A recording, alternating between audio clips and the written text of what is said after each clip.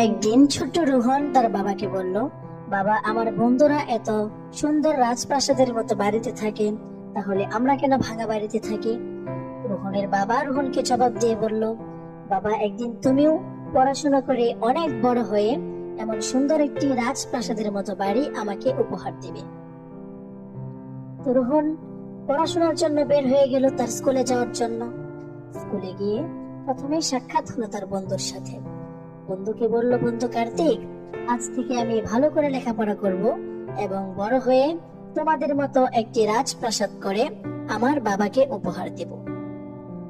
তার বন্ধু তাকে উৎসাহ দিয়ে বলল, হ্যাঁ বন্ধু, এটা তো ভালো উদ্যোগ, আজ থেকে আমিও ভালো করে লেখাপড়া করব। তারা সবাই ক্লাসে চলে গেল। গিয়ে ম্যামের সামনে যখন দাঁড়ালো, তারা সবাই ক্লাসে আসতে ম্যাম জিজ্ঞাসা করলো, আজকে কি পড়া শিখে এসেছো? রোহন হাত নাড়িয়ে বলল, ম্যাম, আমি সব শিখে এসেছি। ম্যাম বলল, তাহলে শোনাও।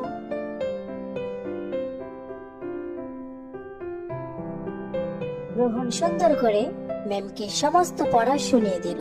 ম্যাম বলল, বাবা, তুমি একদিন অনেক বড় হবে।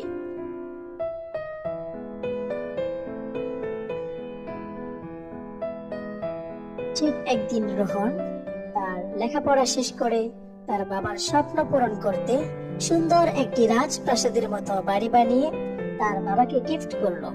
তো বন্ধুরা, তোমরা যদি বড় হয়ে ভালো কিছু করতে চাও, তাহলে এখন থেকেই ভালো করে লেখাপড়া করো, বাবা মার কথা শুনে, টিচারদের কথা শুনে সুন্দর আচরণ করে নিজের জীবনকে গড়ে তোলো।